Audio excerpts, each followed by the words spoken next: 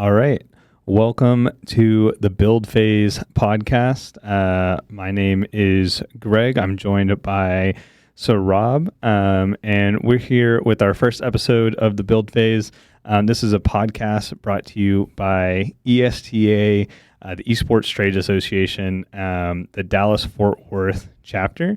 So Saurabh, I'm going to toss it to you to talk a little bit about yourself real quick. I can do a quick introduction. You are the president of the ESTA DFW chapter, and myself, I'm the vice president. I'm also the host of this Build Phase podcast. So, but for episode 1, we wanted to introduce ourselves, introduce ESTA, and a little bit of a background on DFW and what this podcast is going to look like. So, Saurabh, I'm going to toss it to you.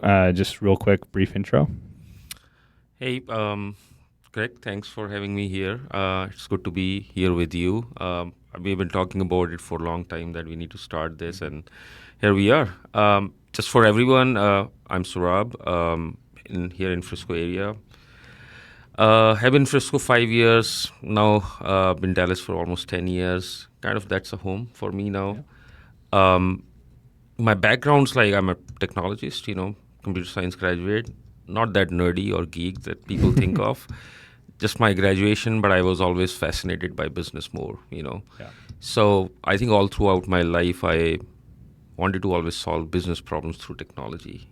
That's what I've done last 20 years. And then, last 2 years have been really amazing. I think when I started my journey more towards esports, ended up getting into youth esports league with XP League Frisco. And just every day has been amazing, a lot of learning, and here we are, taking our mission together, vision together, and that's it. That's mine. Yeah. I mean, we started, our journey together in esports through XP League, and just a little background about me. So I went to Texas A&M University. I was part of the esports club there. I was our events director. I actually ran for president like the last semester, but I was only going to be there a semester, so wasn't going to hang out too long there. But did some internships, study abroad in South Korea, and really I didn't know where I wanted to land in esports. I just knew I had a passion for esports and wanted to see it grow and be legitimized. And so that path kind of got started with XP League Frisco, 2.5 years ago. And now we're bringing our mission, as being part of XP League, but primarily just our vision and mission for esports to ESTA. We Absolutely. think ESTA can be a great, group that can further esports. Esports has come a long way. It's been through ups and downs, and we think we're in the building phase of esports, right? And that's kind of the reason we've called this podcast the Build Phase, is that we are at the ground level of building and planning the future of esports, and it's got a rich history, but there's so much that needs to get done and for it to grow. But Saurabh, I wanted to quickly touch on ESTA. If you can give me, a brief explanation of what it is and kind of some of the stuff that they do. Sure. So as you said, ESTA is Esports Trade Association, right? And we've been members since like almost less than a year, right? Yeah. And I think the reason we joined because I think it kind of ties back to how I started or we started on XP League Frisco, right? Yeah. I quickly realized that, esports is a very community, oriented industry. Yeah. That's where we are, right? And then as part of this journey, it's important to start like engaging more the business fraternity and community, right? Yeah. I think educators, creators, all have been playing role, which is a great phase right now, I feel. But I do feel like, there's a bigger responsibility for a lot of entrepreneurs and businesses and communities that can, take it further. Yeah. And I think EST, that's what EST stands for. It really brings the best of businesses and entrepreneurs and like-minded people together who are equally responsible to take this ahead where we are in the build phase and really help with growing the industry. Yeah, that's really awesome. And we're not part of ESTA as like the national ESTA, right? We are the DFW chapter, the DFFW chapter, as sometimes it's called, the extra F being Frisco, which is where we are located. And something great about where we are in with ESTA is Dallas. This DFW area, it's got such a rich history with esports, right? I'm not originally from the Dallas area. You're not originally from the Dallas area.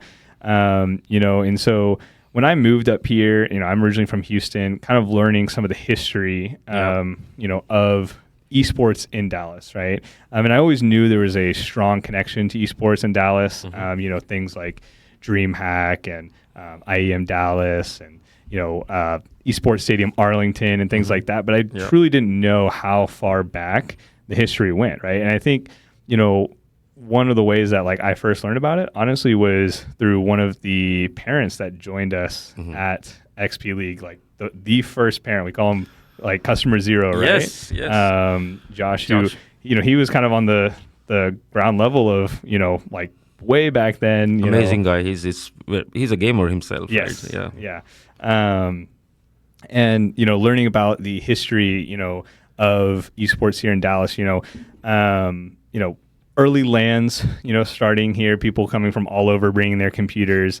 I got to learn about the CPL, which is a Cyber Athlete Professional League, which was essentially like the first like esports league before that term was like coined, like here in the US. And so that started out with like Counter-Strike, and then later Quake got to come in, and these were all tournaments hosted in Dallas, right? So these weren't like nationwide ones where you can kind of just join, but esports kind of got its start here in Dallas, in the US, right? Globally, esports got its start in South Korea, and it's really obviously taken off a lot there. But as far as like the development of esports goes here in Dallas, from CPL, a lot of the colleges were kind of the first adopters as well. UTD, UNT, UTA, building out programs, whether it started with the clubs, right, and then later developed into programs that we got to see.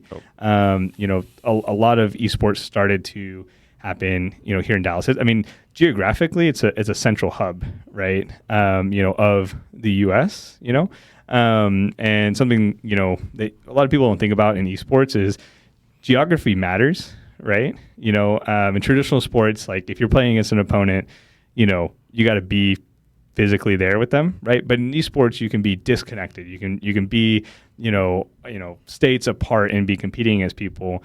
And from a surface level, you're thinking, okay, well, it doesn't matter where things happen, right? It doesn't matter where these hubs are or anything like that, right? But with esports, it actually does matter because at the very top end, one of the biggest like factors is, things like ping, right? And for people who don't know what ping is, that is like the amount of time it takes for your computer to send data to the server hosting the game and send it back to you, and update in real time, right? So the farther you are, the farther away you are, the slower that is, right? And that creates, a competitive advantage. That's why people love LANs, which is, essentially the local area network where everyone's on their own network, together, right? It's the same network. So instead of sending it to a server back and forth, they're sending it directly to each other via computers. And that's where esports got its start, right? Because you couldn't use the internet through the phone lines to have these online competitive matches, right? And Saurabh, I'm sure more about that era than I do. I mean, it's interesting that you bring it up. So I think everyone's been a gamer at some point of time in their life, right? Obviously, I grew from the era where we played games on floppy disk, dinosaur age, and I think I was kind of like grew through my phase of playing on consoles after that, going to like cafes and just playing games. It was an amazing time, just for fun though. And there was a phase of 10 years, I would say, like last 10 years, I was kind of disconnected a little bit myself as a gamer. Yeah. But I think it just, my son being able to play and just his passion brought it back. And I think that's how it all started. And, 2 years ago when I was like, I got to do something, because there were two things I was looking at. One is, I think youth education is super important as a parent and as someone who's part of this community now, as in Frisco, as in Dallas. I really felt like youth education can shape up lives and communities and future generations.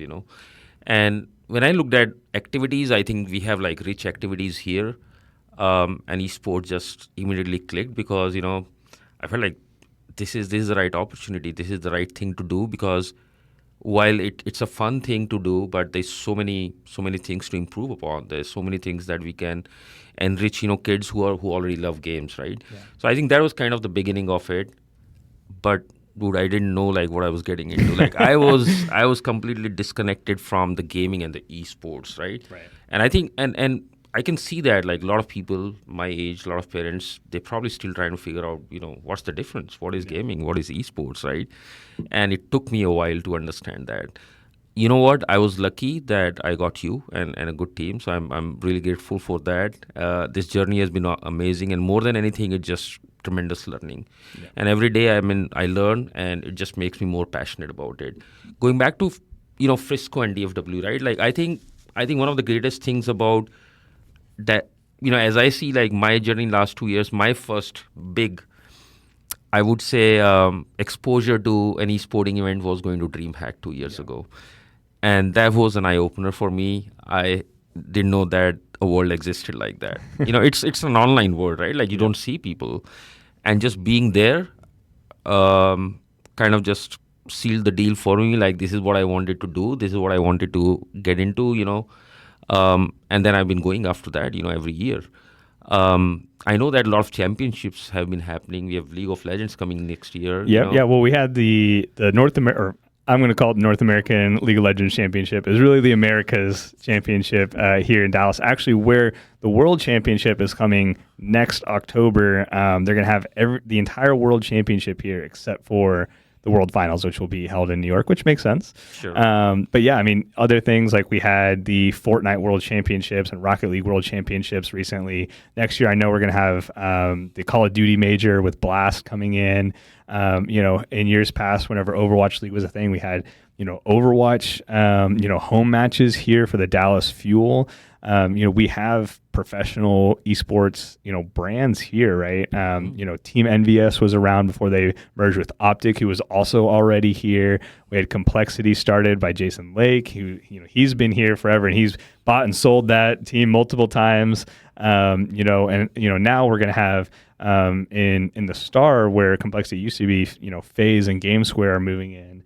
And so, I mean, the DFW area is very rich with esports, and my esports background starts with League of Legends. That's what sucked me into esports, and it sucked a lot of people into esports. And my hope is that them coming here for Worlds is actually a test to see if they want to move the whole operation over here to Dallas. It makes a lot more sense than being out in Los Angeles.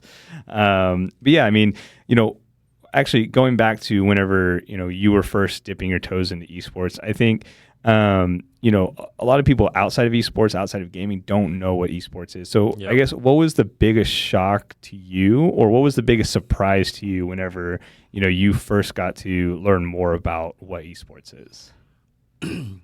I mean, I think more than shock, it's like people like me don't know enough, that how to navigate this, right? Like you need to know there's so many games, right? First of all, and then there are youth games, and there are servers, there are pings, right? Like things that you're talking about. There's so much. I'm sorry. So there's so much to understand there, right? I mean, from a shock sense, I think I would say it's a very talent-based industry. I think sometimes we undermine that. That if you really want to educate kids, you gotta have right people. You need to have team or educators or coaches who really understand not just the mechanical side, Right. but also like what it can really bring to the table. I think that was my, I would say, the biggest key takeaway in last 1 year or so. I won't say shock, but I think a lot of people look at it as, hey, I'm gonna get better like playing this game, But I think there's just so much more to it, right? It just the growth in terms of emotions. It's behavior, your competitive skills. I think that just goes long way than just being able to play better like mechanically. And I think more and more I see that every day happening here at XP League Frisco. Just seeing with my own eyes, that just proves that it has a lot more to give back to the community, to the kids, and that's what the grassroots are, right? Like that's where we need the build phase, starting basically, Yeah. right? Like, I mean, if you like, look back at traditional sports, as they were being built up, I think one thing esports has going for it is, it's already got like the flash and flare, right? That, traditional sports have, or traditional entertainment, Sure. products have, right? But at the grassroots levels, the ground level where, there's no talent real pipeline, right? Sure. The people, who are in, they don't, there's no pathway to, either being a pro or being a coach or, any of these, things that you would see in a traditional sport, right? I think the biggest example here in the US is, football, right? Coaches start out in the high school level, or the middle school level, and then they move up and then they go to college, or, they have, there's a whole pathway leading to, the upper ends of, coaching and development, right? And in esports, right now and for so long, it's been these raw talent of kids, who basically like, well, you are the best in the world at this, like mechanically, so now's your time, right? You gotta capture that. And I think that perception started to change a little bit. We've seen longevity for players come through, but on the coaching side, it's starting to develop a little bit more. And I think that's where the grassroots is so important, right? It's not just about players, right? It's about the support systems, the coaches, all the skills that go into running, business in esports and operations, that there's no talent pipeline for that right now. Yeah, And I think the way I look at it, Greg, is that even if you look at players, right, as someone who's so new, but as a parent, right, I see like you have younger kids who are like prodigies and like they go play pro. That's awesome, but I think I definitely see one thing missing is where's the emotional, where's the behavioral development, right. and I think that's the challenge I see. A younger kid may be like maybe ready mechanically for the pro player, but what happens after that, right? Yeah. It just and that's where I think the grassroots come into play. Like you are much better off as a player, if you have grown into adulthood with like the right skills around mechanical skills. And I think that's something so important, which kind of needs to align with how traditional sports is. It has to go through scholastic level, so that our younger generation, they are not just learning mechanical skills, but they are growing as a person. Yeah, and I think tying this back to kind of our mission, right? We want to see that be enabled for these players, right? It's not just going to happen. Right now it's like you have to find the right people. These people have to already kind of come in with these skills and be able to provide that, right? A lot of these things that are going to be good for the kids, or parents or whatever, right, who want to support this in the long term, right? We don't want esports just to be a trend, right? It's going to take actual development across the industry, right? And our mission is we want to support that building up of the talent pipelines, the resources, right? The development of every individual in esports, and that is not just players, right? I think part of what we want to do with the build phase is bring voices, who are doing that, right? I think something that we've seen so much in esports is it's so disconnected, the industry, right? A lot of it is about who you know and connections, right? Which most industries are, right? But it's extremely hard to break in to the industry, and there are a ton of talented people out there who want to be in esports, right? And just speaking for myself, I really wanted to be in esports. I had no idea what I wanted to do in esports. I just knew I wanted to be part of it, right? And it took a long time for me to kind of figure out, my mission of wanting to make esports sustainable, make it, more mainstream, more legitimized in the eyes of, the world, I guess, everyday people, right? It's not just kids, playing, or, 25, 30-year-olds playing, video games, right? It's a lot more than that, and so I think, with this, we want to build a platform for those voices to be connected and to, give that call out to people, and for people like myself who they knew they wanted to be in esports, they knew they wanted to help like further it along its journey, and they didn't know where to start, right? No, I agree. I think beyond just player persona, right? There are just so many different career options, and and we always talk to the parents, and yes, a kid can become a pro player, but just pro player is not the only career options, right? Within the industry, it's so creative, right? Like you can be someone related to events, you can be something creative to be producing videos and broadcasting. There's so many career options out there, and it's very fulfilling. And that's one thing I really see. Like, I think one of my realizations came was when I started working with you guys, with our staff, with our coaches, right? One common thing I see is like everyone's doing for passion. And it's okay if there are not full-time jobs there. It's okay, it's a growing industry, it's a young industry, but I think there has to be opportunities available. I think the younger generation should not have to choose for, hey, there are no opportunities, so I'm going to pursue something else. It may not be full-time, but I think I'm a firm believer that, you can always pursue multiple paths together and always progress positively, on your passion, So I think that's where I see a lot of opportunities that you talk about is like you need connections. I mean, I'm seeing so many problems to be solved here, which we often talk about, right? Yeah. And those solutions lie with people who are already there, who have built solutions for other industries. And I think one of my mission personally is, part of community I am is to bring more awareness, right? Bring more eyes on to where esports is, and just show them the potential it has, right? Yeah.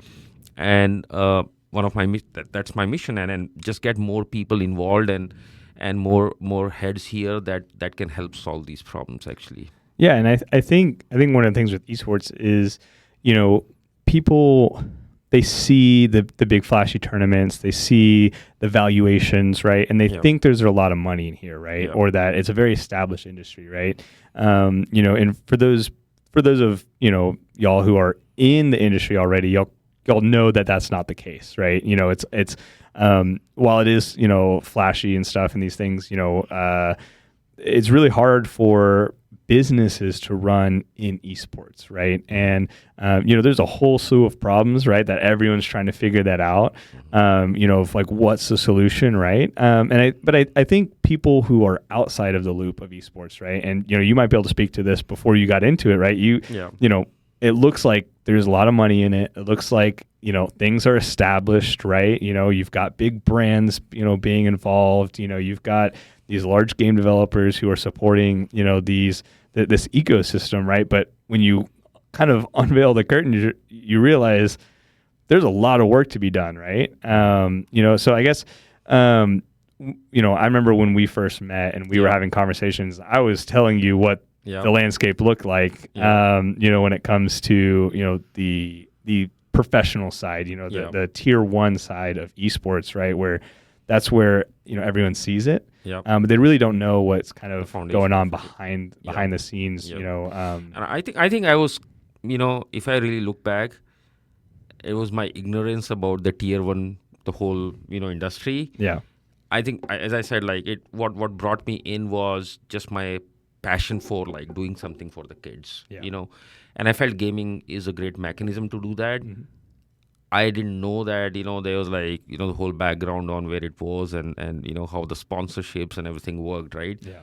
Had I known, I mean, maybe my decisions would have been different, but I'm grateful for what it is. Right. In some ways, I feel like it's an advantage to me that I kind of entered 2 years ago when I didn't know much and I looked at it only from an education lens, Yeah.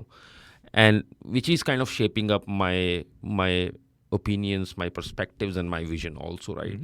Because I have not seen the era where it is, hey, there's just so much money in it, like build a team and get sponsorship. Yeah. Like we have never talked about it, right? Like we have Right. been running our youth esports league, like that's not our focus, right? Yeah.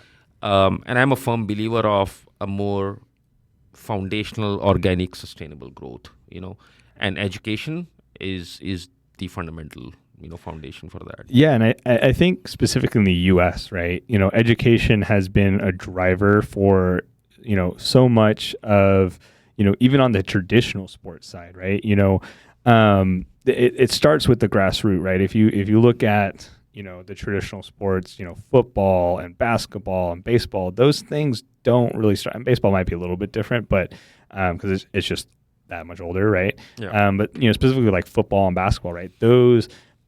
It's where it is today because it started at the educational level, right? Sure. It started with the schools and the colleges, and it's built into what it is today. This massive, entertainment product, across colleges and in the professional level, right? And across the globe, when you look at esports, you look at South Korea, and every team has their academy rosters and their high school rosters. When I was in Korea and I was with my study abroad with Gen G, we put together a match with their high school League of Legends team and we got wiped. Yeah.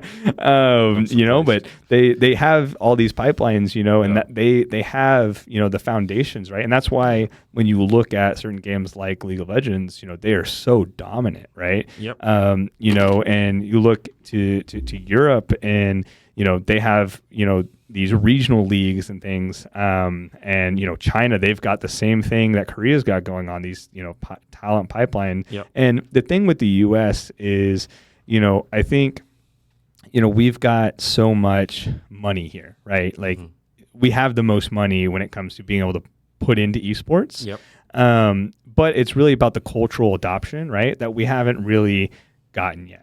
And I think a lot of that comes from just the landscape of games, here in the U.S., right? When we look at games like League of Legends, I'm going to reference that one probably the most because it's the one I'm the most familiar with, right?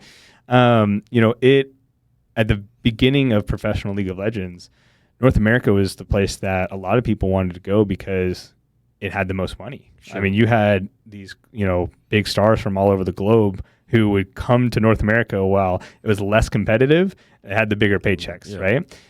And ultimately, we've seen like less and less popularity when it comes to the professional side of League of Legends, when it comes to North America and things like that. But ultimately, we've started to see it actually increase in places like college, and that goes across all esports, right? We've started to see it in high schools and middle schools, right? It starts in the U.S. It starts at a grassroots level. It starts at the lower level, and that's how you build up, right? It's if you've got this large pool of kids, right? And they're slowly working their way up through these systems, right? It's going to funnel into you have a larger pool of people at the top, right? And in other places, they have different systems culturally. They work differently. I mean that kind of reminds me of we often talk about my cultural background being from India. I grew up watching cricket, and for those like who don't know what cricket is, a kind of similar version of baseball. Originated from UK, Britain, and I think I see a lot of similarities there actually because when I was growing up. The country where people were crazy about cricket and there was no grassroots structure though. The scouting happened based on just someone, hey, this kid is playing like really good and we should try them out, And they just made it in like state teams and national teams, right? fast forward 10 years ago, we started seeing more structure around it. There was a Premier League that was introduced, which kind of helped shape up the grassroots academies, whether in the school system, and India's school system is a little different where it's more private. But it did get into more school system and help build more academies and just, polish the raw talent actually. And then now I can see where, it produces cricketers just based on this funnel, right? Yeah. And I see just those kind of similarities in the system where I think US is on the same path where, yes, you have a lot of money. People are crazy about it, but you still have to have the right funnel. You have to have the grassroots level, through scholastic system, because that's what builds character. Yep. You can build mechanical skills, but where do you bring character? The character is built through a hard process of just working on all your challenges and working through this process that helps you funnel through the entire system. And esports and video games is controversial for parents, right? They don't, a lot of parents who have kids in the ages that are exploring video games and getting into esports, right? They didn't grow up with that, right? And they don't know what that landscape looks like. They don't know how much screen time should I let my kid be doing? Are they just brain rotting over here? Are they actually learning values and stuff? And luckily we get to answer that, but there's only so many youth esports private organizations like us, right? And once you start seeing that in the schools, right, that legitimizes it for parents, right? Here in Frisco, we've got got to meet some of the great people at the Frisco CTE who have their esports program there, and they're not just focused on the players, right? They're focused on building the talent when it comes to the peripherals of esports, right?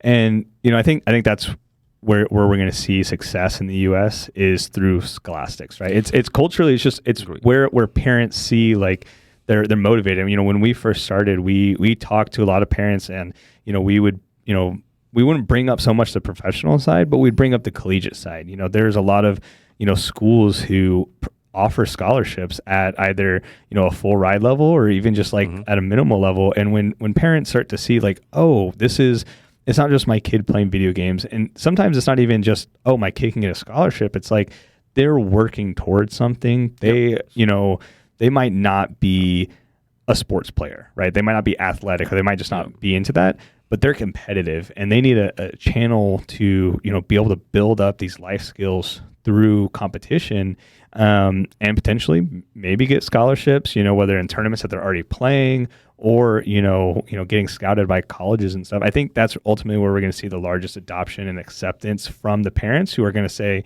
yes, my kid can put in the time to play these games, or no, my kid is not going to be able to put in the time. Yeah, I think it's a cultural change. I would say, I talked about different countries or different cultures. I think being here almost last 20 years, I completely agree.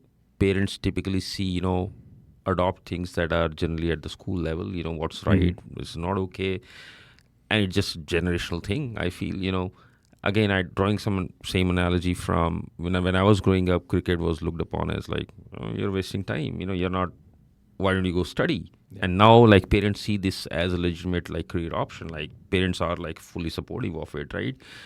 So I see here in the US, in the same way, I think there's a career aspect which every parent want their kids to be successful. Yeah. And the other aspect is hey, is it traditional sports which is more physical, right? I think that's the other aspect also. A lot of parents are hey, you're just sitting and and I think those objections we do here, we do address it, right? And for me, the best way to look at it is when I talk to the parents or my colleagues or other friends, right? Hey, why esports? Why gaming? My point is your kid loves gaming.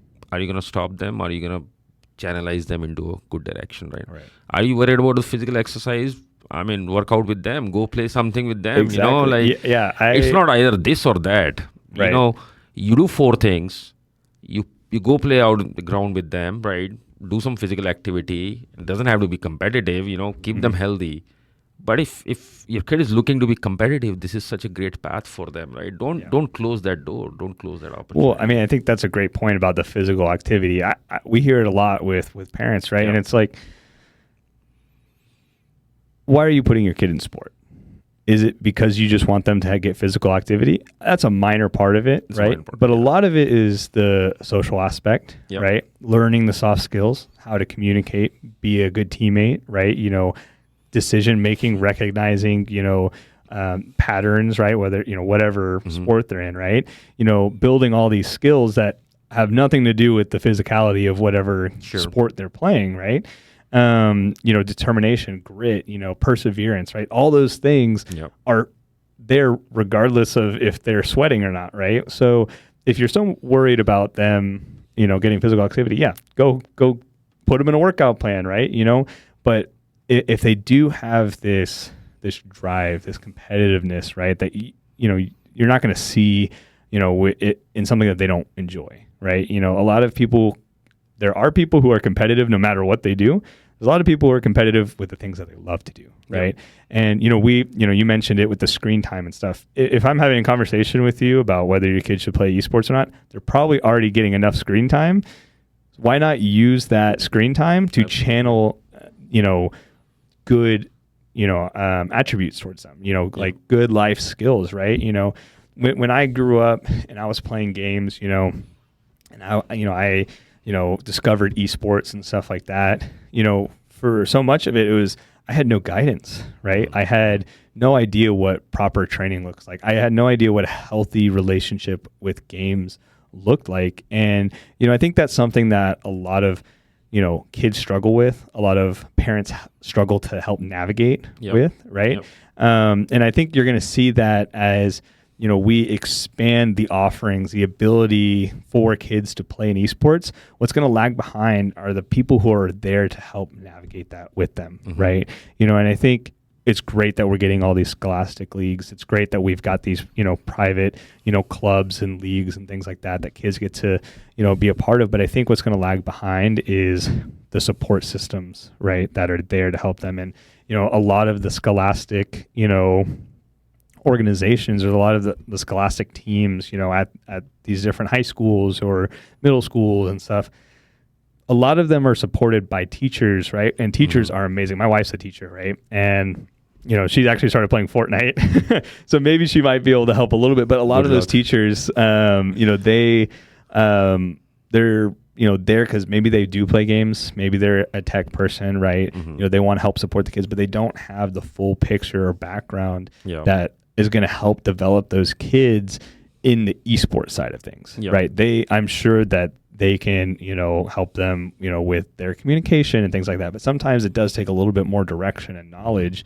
And, you know, if you're a teacher and like, you're like, this doesn't apply to me, like, of course, you know, there are amazing high school teachers out there who are a teacher and are esports coaches. Like, I'm not saying that, but if you look, not every school is going to be prepared to have that. Not every district's going to be prepared to have that.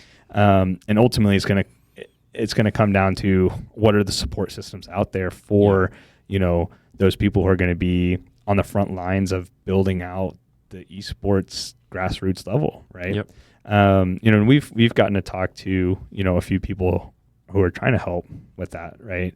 But I think that's a gap that, you know, when it comes to the connectedness going back to the industry, you know. I mean, I think it's natural. The way I look at it is, I think the industry is, from my perspective, it's more like top to bottom approach. Right. That's what I'm seeing, right? Like, instead of like bottoms up approach.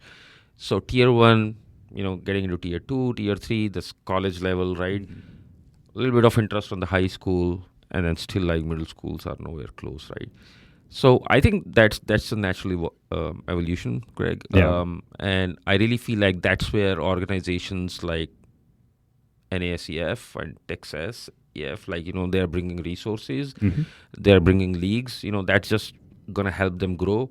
I think as far as school levels are concerned, and we have been talking to a lot of parents, right, who are, you know, their kids are part of the public schools, and I think there's a lot of scope of improvement there, a lot of work can be done. And I think that's where we step in as well, you know, so that, you know, as a local community-based organization, right, parents who are like looking at, hey, we need more opportunities for our kids, right? Like how we can do that. Like that's what we are here for, basically. If school has a great program, like we can augment that. We can really help that. And if school doesn't have that, we can fill that as well. So I think to me, like there are organizations that can fill that gap. Yes, it's going to take some time for school system to really adopt it. Yeah. And it's, as I said, like it's a cultural adoption. It's part of so many factors. It's not just about building a good facility or an arena and Right. like hiring a coach, right? I think schools will automatically adopt it as they see the opportunity, basically. And I think those opportunities will come top down when there are more opportunities, as we are seeing on the scholarships, right? So school will realize that this is something we got to invest in, and as schools see that our kids would need to build their profile just like athletes, right? Which gets really like valued in the colleges. I think that's what will move the needle, and I think that's a common mission for everyone who's working at the scholastic level for us. Yeah, I kind of wanted to take a step back and also kind of look at the tier one level, the top level, or really, esports as a business, right? We're a very different type of esports business, right? We're on the youth side. We're closer to what like a youth soccer club is than on the professional side of esports, right? And I think, in ESTA, right, we really want to capture all sides of esports, not just the grassroots, which I think, like we've talked about, the grassroots is what's going to build up the top level ultimately. But right now there is a top level that is struggling, right? There's a top level who, it used to be fully reliant on sponsorship money, and it still to a large extent is, but there's less of it, right? We talked about there's not the right talent coming like that was in esports. Like it grew so much, and for those for those audience members who don't know, esports was on a very organic growth path for a long time, and then kind of in the late 2010s, traditional sports owners and stuff started taking a look at esports. VCs started taking a look at esports and stuff and seeing the potential there, right? Yeah. Because we've got such a dedicated and large audience, right, at the time. And what ultimately ended up happening was investment started coming in, which is great, right? If you need something to grow, you're going to need investment, right? It can't be grassroots growth forever. Sure. But ultimately, there were people who came in who probably weren't the best at, navigating what that looks like. They, and it also kind of inflated everything, right? It's like all this money is in here now. What are we going to do with it? And, ultimately, instead of it growing the industry, it kind of made it more of like a bidding war. So, specifically in League of Legends, salaries like 10x'd overnight. It was like the top players could get like 100,000, 120,000, on the top teams. And it was like overnight, it was like, all right, Impact from Team Liquid's getting $1 million, right? For, one season. It's like, that was, this guy probably was making, 10 times less than that, right? And it was because the venture capital came in and created a bidding war, right? And a lot of what VCs do is they come in and they're like, we have all this money, we want you to spend it and grow this thing, right? And we want you to just keep spending, right? And there wasn't, a good business plan when it came to how do we grow this as an industry, right? It was a lot of how do we win now, and I think that kind of speaks to a little bit of the esports culture and the esports fan culture, right? A lot of people who are on the outside of esports think, it operates the same way as sports, right? I'm from Houston, Texas. I'm a Houston Texans fan. I'm a Houston Rockets fan. To a lesser extent, I'm an Astros fan. I don't really watch baseball growing up, but if they're in the World Series, I'm gonna root for them, right? Except for when they cheat. But I'm always going to be a Houston Texans fan. I'm always going to be a Houston Rockets fan because I'm from there, right? And I grew up being a Houston Texans fan. I live in Dallas, right? I am not a Dallas Cowboys fan. Sure. I'm not a Dallas sports fan, right? But in esports, you're not a Team Liquid fan. Yeah. You're not a Cloud9 fan. You're not a Fnatic Fair fan. Yeah. You know, you are a fan of Jojo Pyun. You're a fan of Peterbot. You're a fan of Caps. You're a fan of Faker. You know, you're a player fan, right? Yeah. And, you know, what that says about the industry and kind of why the money got spent, you know, on the players, right, is because, well, if you want to make money or have the largest fan base, you have to have the most popular players, right? And that's going to drive a premium up on those players, right? And, you know, ultimately that's where, you know, we kind of found ourselves in esports was it was going to the players. The teams were still losing money, you know, and, you know, I listen to, you know, a lot of different podcasts that kind of share some of this information, right? And, you know, I mean, the developers make the money, the players make the money, the teams don't make the money, right? You know, and one of my dreams is to be a team owner at some point. You know, that's way down the road, right? But part of me ever getting to be the opportunity to jump in there is I need to help fix the industry so I'm not just losing money as a team owner, right? Like it doesn't make sense, you know. And those are the people who are also probably going to be the most passionate too. They're going to be the ones who are trying to, there's the teams that are still here for so long, the Team Liquids, the Cloud9s, the Fnatics, the G2s, right? The T1s, they're there because they love esports and like they want to make it work, right? But they need help. They need the support of, you know, the peripherals, right? It can't just be on the teams. We can't just rely on, you know, someone footing the bill for the esports industry, which, you know, was VC, you know, and, you know, now, you know, we've got, you know, like governments coming in and like funding it, you know, there's the Saudi Wealth Fund and, you know, there's a lot of controversy around that, right? But, you know, ultimately, esports needs to find itself a way to sustain itself. And I think, Greg, it will. Yeah. And let me bring my technology background into you this. You know, it's fun, like, you know, how different industries go through very similar paths. You know, being from technology, I've seen a phase, and a lot of people, maybe your generation may not remember it because it happened probably before you were born or maybe around that same time. But the .com, right? Yeah. The .com was such an era where we saw similarities where, you know, there were like a lot of businesses and so much money poured in, you know. You know, at that time, there were not many VCs. Like, VCs is a very new concept, fairly new, but I mean, there was still tons of money that was thrown at, and a lot of organizations were started, like Yahoo is one of them, AOL, and we grew up with that, right? Yeah. And what happened? The bubble bursted, you know, after a few years.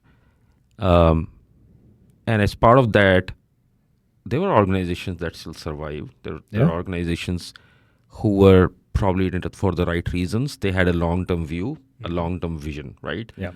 And I think that's how I see most bubbles actually operate. You know, again, right now I wear my two hats. Like, I'm esports passionate person, and then I'm technologist, right? Like, I see similarities with what a lot of people know about AI is happening, right? Yeah. Everyone sees like there's a bubble.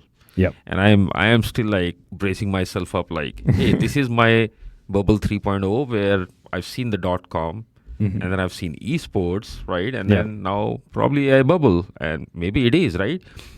But the thing to remember is what you said, right? A lot of people look at immediate opportunities and very short-sighted, right? Like, hey, what is in it for me like in next 6 months and 1 year, right? I don't think that's the right approach.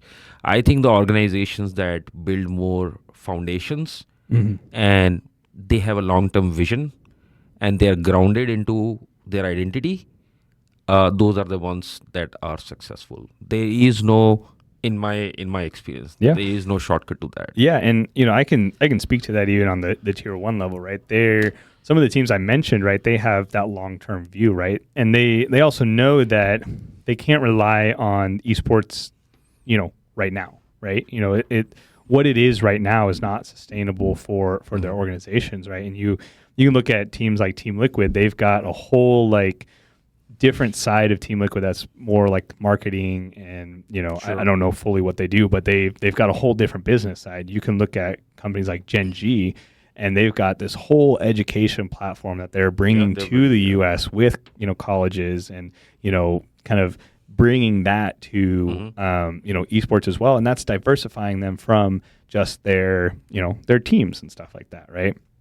And you say like there's people here who are there for the right reason. There are also people there who are not there for the right reason, right? Absolutely. And there's a lot of organizations who are kind of backed by the idea of, well, at one point it'll go up and then we can sell and make a bunch of money, right? And that kind of holds esports in like a holding pattern of like, well, like we don't want to put too much money into it because, well, we don't know if we're going to get it back, right? Or we're just going to be out of it at some point, right? And so I think it's interesting where we are in esports, right? What is working, what's not working, and the whole industry is trying to figure itself out, right? Trying different things, whether it's like different formats or, it's independent leagues versus developer leagues, or, even on the entertainment side, like co-streaming versus, like all of these different things that, the esports industry is trying to find its way. Are we more of an entertainment product? Are we more of a, sports product, right? Like what's the combination look like, and we can see that even on an international stage with the IOC, right? We're seeing all these federations open up. We're seeing all of these committees for these different countries in anticipation for an Olympic type of esports, right? And so we're still trying to figure ourselves out there too, right? Like what do we fit into this? The Olympic committees are trying to figure out, do they fit into this? How do they fit into this, right? So it's really interesting, just like where the whole industry's at. I certainly see like a pathway forward, Greg, is like around 5 to 10 years. Like I give it like 5 to 10 years. It's gonna reshape, where it is right now. But I do see a bright future. At least someone new, but who understands the patterns. I've grown through technology. That's why I was giving you examples. I do see a future, but it's just a system that'll come out of chaos. Basically, that's what I call it. It is very chaotic. It's very spread out, right? And like I said, I mean, it's figuring itself out, right? It's almost like it's like the Big Bang, right? It's like there's chaos everywhere, and then it'll eventually work itself out, right? And that's where we're at right now. And I think that's where like let's talk about the we started talking about the businesses, right? Yeah. There are tier ones, but then there are like a lot of like we represent DFW. There are a lot of our members which are part of ESTA, right? Not just DFW. There are other locations where they're members, right? And everyone is like, hey, what's the way forward, right? Like, what do we do? Like, do we continue investing our time and energy in this, and what's sustainable? I think I'm going to just share my perspective, as someone who's coming in as, this is a great industry, like what's in it, and what can I do and what can I learn? I think it's a two-pronged approach. I would say like someone who's passionate, stay on your course, build something, whatever you're building. But do other things to support yourself, diversify. When I say diversify, we're talking about like the tier one teams, like, everyone's diversifying like into different like education or like even some like on cryptos, right? So not that I want anyone to do that. I mean, it's a personal choice, but I think that's what small businesses should do. If you're a marketing agency and like super specialized in esports, right? Yes, do that, build that, but like use that as an opportunity to build more in other industries also, right? Stay on course. It is we are in for a long ride. I think being in there for longer duration for the right reason will reap benefits, and it'll come across, as you grow, it will be visible actually.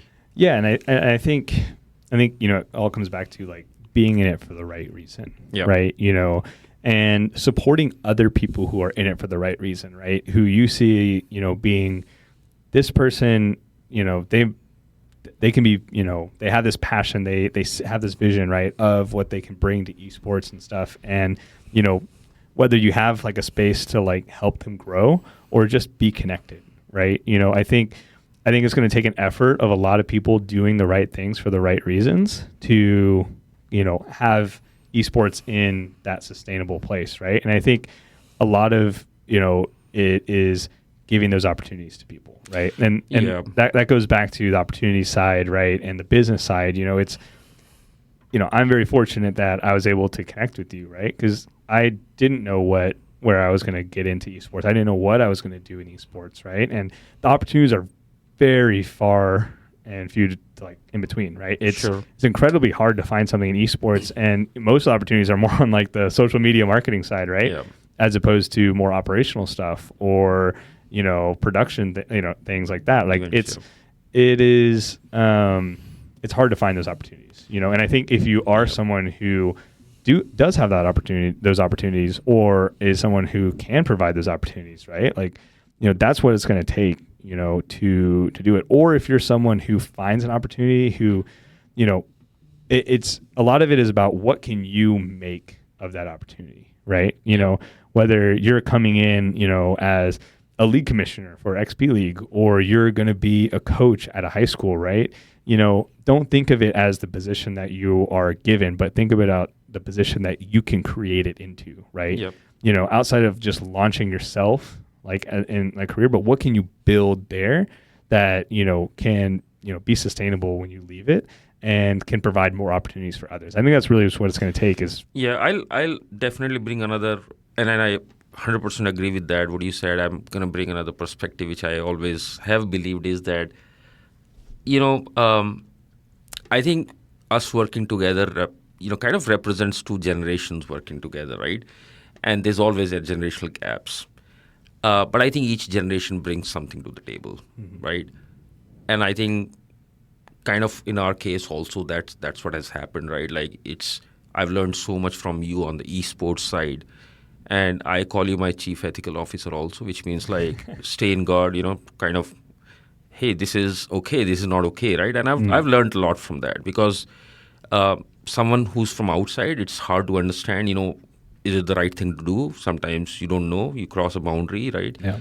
And I think that's the kind of partnerships that need to happen, I really feel, right? Like the opportunities will be created when people who are already part of it, they understand, someone like you who's younger generation and has seen those challenges, right? And are still looking for those opportunities. And then people who are like, yes, I want to do something more, right? I want to get into esports, but I don't know where to start, and then how to go around that, right? Like people who are from next generation. I think that experience needs to come together on the business side of the things. Yeah. And I think those kind of partnerships, when forged, right, can really bring such opportunities out, actually. Now, whether it's, and I say it as any system that exists, right, whether it's the family system, whether it's, the school system, I think that's the opportunity where, hey, we have a coach or we have a kid, have more discussions with your teachers, with your parents, right? Like bring that awareness and then see how you can get them to see, the bright side of esports, actually, right? Yeah. And I think that's where the time investments will come. That's where the money investments will come, and it will grow on its own. Yeah, and I think bringing this all back to ESTA, right? And what we can do with ESTA, it's about bringing those people who have those opportunities or the ability to collaborate in meaningful ways, right? Yep. That's what ESTA is there for, right? It's there to if you're a tier 1 org or a grassroots org or you're a peripheral type of business, we've got amazing companies who are part of ESTA that aren't necessarily esports organizations, right? It's everything that can support the industry, right? And create those collaborations and those opportunities and generate those ideas and, support, right? That's what we're able to do in ESTA. And, that's what we want to highlight, on this podcast, the build phase, is everyone is in their own areas, right? And when you build something, it takes collaboration. You can't build it on your own, right? Or it's going to take forever, right? And it's just it's not going to happen, right? And it's always going to be better if there are people to help build it with you, yes, right? And bring their perspectives and bring their skills. And when you work together with someone, you are often, it's often like the sum is greater than the two parts, right? Mm-hmm. You know, the impact that can be had. And so, you know, if you're an audience member and, you know, that is something that you want to be a part of, or you know someone who wants to be a part of, you know, that, like, that's what the ESTA is for. And that's what this podcast is for. So, you know, it's not just going to be Saurabh and I every week. You know, I'll be the main host, but we want to bring on those companies who are going to be building that partnership, right? Who are going to be building that collaboration, and the next phase of what esports is. So if you're interested in that, reach out to us. You know, our contact information will be in the description of, you know, this podcast. And, you know, we look forward to having more conversations like this that will bring forward the next phase of esports. But right now we are in the build phase, and it's going to take a lot of people to build esports. So, Saurabh, thank you so much for coming on this first episode of the build phase. It was great getting just to like talk more about ESTA, DFW, you know, our experiences on the grassroots level, as well as just the things that we've learned about the esports industry, you know, from where we've started, right? You know, we've grown so much. Is there anything you want to close on, or anything you want to say real quick? No, I think it was amazing. I had a good time talking to you. You know, kind of extension of a lot of our talks that we do, but I think it kind of brings everything together. I just want to reiterate, like, you know, we are fully supportive. You know, that's why we are part of ESTA. You know, we are not just going to be supportive on the podcast. You know, anything, anyone needs any help, just wants to discuss, like, we are here for the community, right? Mm-hmm. We would help with our guidance, our knowledge, or whatever it takes, right? Get more engagement. That's what we are here for. But yeah, pretty much. Awesome. Well, thank you so much, Rob. And thank you to our producer, Michael, who has put together an amazing podcast.